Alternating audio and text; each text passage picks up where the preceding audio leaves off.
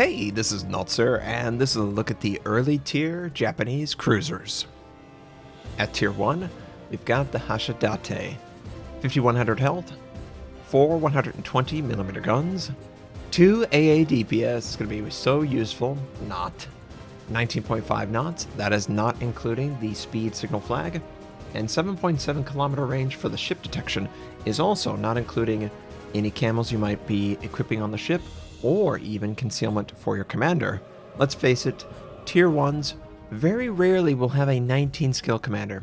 Most people would qualify that as seal clubbing if you did, but in the case that you might, I don't know, have an extra 19, I would highly recommend picking up concealment as soon as possible.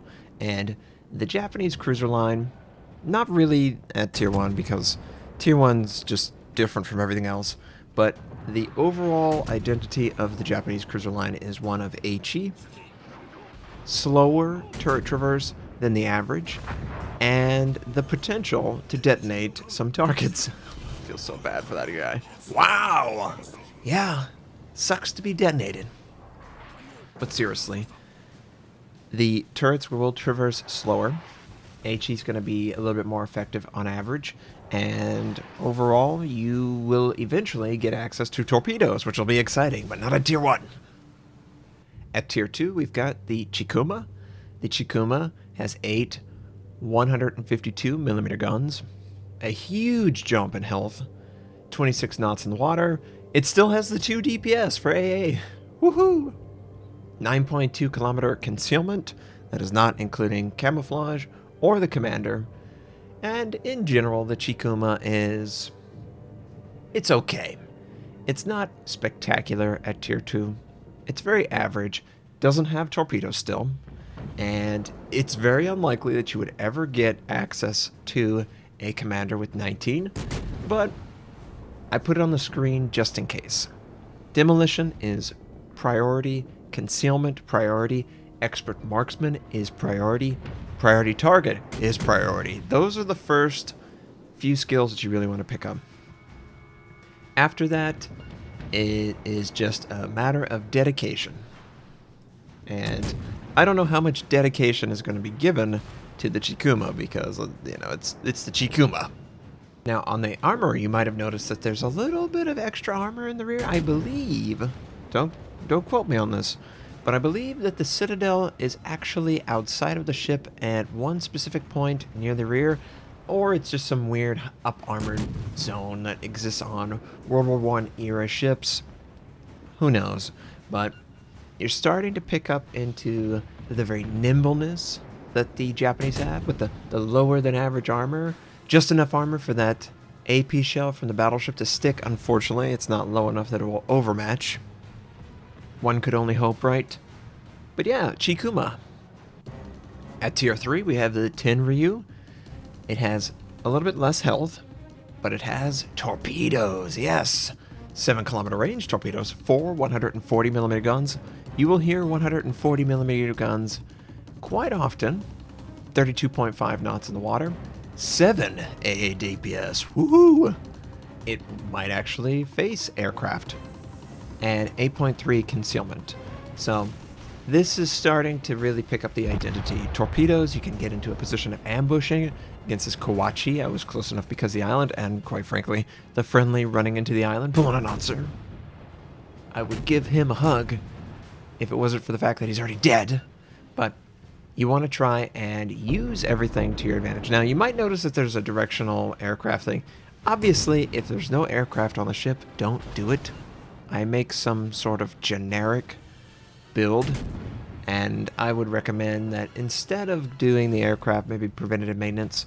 But the torpedo systems are actually surprisingly useful, pretty nimble. It's like a large destroyer with a citadel, of course, an easily reachable citadel for the enemy. You will have to dodge, duck, dive, and dodge some more in the Japanese cruiser line. But high HE, oh god, high HE, torpedoes, and just enough room for those torpedoes from the enemy to not reach us. Other things that you might pick up, Adrenaline Rush, I really like it. It does improve your main battery and your torpedo rearm. Keep that in mind. Secondaries as well, but who gives a crap about secondaries on cruisers? Remember, we tried. We tried to make it work on a tier 9, and it kind of did, but no. Nobody cares about secondaries on cruisers. So, the tier 3, TENRYU. At tier 3 again, we have KATORI. Now this is it was a reward ship. It's got a lot of health. It's got 4 140mm guns. It has a secondary gun system, 127, plus torpedo systems, very narrow, and its DPS, its AA DPS is pretty nice, 30 DPS, yeah. But look at the speed. 18, that's not a mistype. It's not 28, it's 18 knots in the water. So what you will experience, if it's a friend or a foe, is a ship that can do a lot of damage, but can't go anywhere. And it has that unique module that's only available on, I believe, this ship and the YUBARI. It's basically a required skill. It's aiming, firepower, faster turret traverse, you know, the works. It's a module you have to take. I don't know why they introduced it. Took out that guy. But, yeah, what is the deal with this ship? Well, you're going to want the speed signal flag as soon as possible, as often as possible, because of the speed. It's one of the worst ships in the game for speed. But what are you getting? You know, accurate guns, torpedoes that are somewhat useful in very specific situations, like being behind an island and people blindly running in. The camouflage is great. I love the way the camo looks. It really is very interesting. It kind of looks like, what is it? The wave action off of the bow and the stern. It kind of reminds me of the foamy water that would form, so it looks good. It kind of looks like a turtle too, with the sort of the spotted green and like lime green or tan. Really good camo, really slow ship. That is the KATORI at tier 3 premium. At tier 4, we've got the KUMA. Now this is a ship that I fell in love with, and I still love it to this very day. It's got 7 140mm guns. It also has torpedo systems, which are very useful. This is just an oversized destroyer that has a citadel. So yeah, it has very obvious weak points. 34.5 knot speed, 11.3 kilometer range on the concealment. You definitely want to pick up something that will improve it. Either camouflage, concealment skill for your commander, or both. But what you get is a ship that's really nimble, can get into range, it can engage destroyers, and it's just, I mean, obviously it's a bigger destroyer.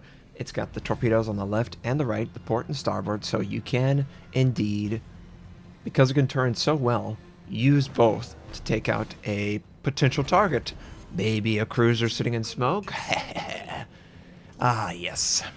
I really do enjoy the Japanese identity of HE, long-range torpedoes, and nimbleness. Are there trade-offs? Absolutely. Do you have terrible protection for your citadel? 100%. But to be so active and to be so thin, I really appreciate him. I really do. I really enjoy the Japanese cruiser line. I've enjoyed it for a really long time. Back in the day, this was really the highlight until like tier 6 or tier 7. Then they buffed the crap out of the Furutaka. And the Furutaka is honestly probably one of the best tier 5 ships in the game. It's got 203s. This is the last 140mm gun that's available. Enemy sending torpedoes, of course. We're nimble enough. We've got hydro. Big deal. Big deal. Don't hit me. Yeah, you can just see how active the ship is when responding to the rudder. It's just really effective, and Leopard didn't like that. Too bad. Tier 4, KUMA. At Tier 4 again, we've got the YUBARI. Now this is basically a destroyer. It's a very tiny cruiser. It's got 4 140mm guns. It's got not long-range torpedoes, honestly. 6-kilometer range is not as useful as you would hope. Plus, it's got a very narrow torpedo attack path arc. 34.5 knots. It does have defensive fire charges, extra defensive fire charges. That was one of the quirks. Also, along with the quirk, is that it has that accuracy module that you saw on the KATORI. Again, you basically have to take it. You have no choice in that slot. It just does too many for this ship. It is a premium, just like the KATORI. The KATORI can bring in your 19 skill commander, so it's more or less likely that you will have a 19 skill in here. I mean, why wouldn't you? Unless you're training something. And the guns are very similar. They're very accurate. This is much faster, but it's smaller, and the torpedoes are less useful because of the narrow arc that they offer. I do find that between my engine and my steering, it does get knocked down. Similar to a destroyer, more like than a cruiser. A cruiser would be like, no big deal. And if the enemy or you show too much side, oh boy. Punish, punish, punish, punish. But yeah, this is the premium tier 4 and the YUBARI, and we were taken out. Is he gonna burn down? Burn down! See ya later, enemy Frenchie. The Emile will go to the bottom with me. At tier 5, we've got the Furutaka. 6 203mm guns, torpedo tubes that go out to 10 kilometers. Yes, 10 kilometers, which is great. Pretty fair AA, very nimble as well, which I really appreciate. 34.5 knots in the water, very quick. It is pretty long, and that's what you got to get used to, is the length of these Japanese ships. 12.2 kilometer range detection, but you do want to pick up, and I do stress this, you do want to pick up concealment, you want to have your camo, but what you're getting is the Alba at tier 5. Now the Alba is okay at tier 6, very average, but at tier 5, you basically have the biggest caliber guns. You can citadel pretty much anything, cruiser-wise. You can light everything up, and your torpedoes have great range, so you can use that all the time.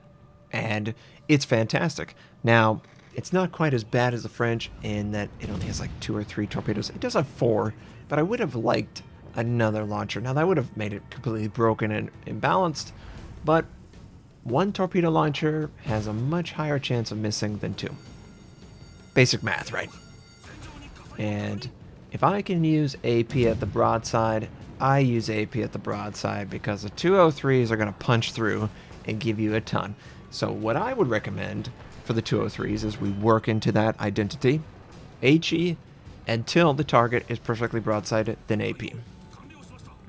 Use HE to set fires, use your torpedoes whenever you can. Don't be predictable. It isn't quite butt torpedoes, so you can use it a little bit more often and go from there. Furutaka, a great, great ship, and I don't think I would have ever thought I would say that in its initial version. But I hope you enjoyed seeing the early tiers of the Japanese cruisers. I hope you have a fantastic day, and I'll catch you next time.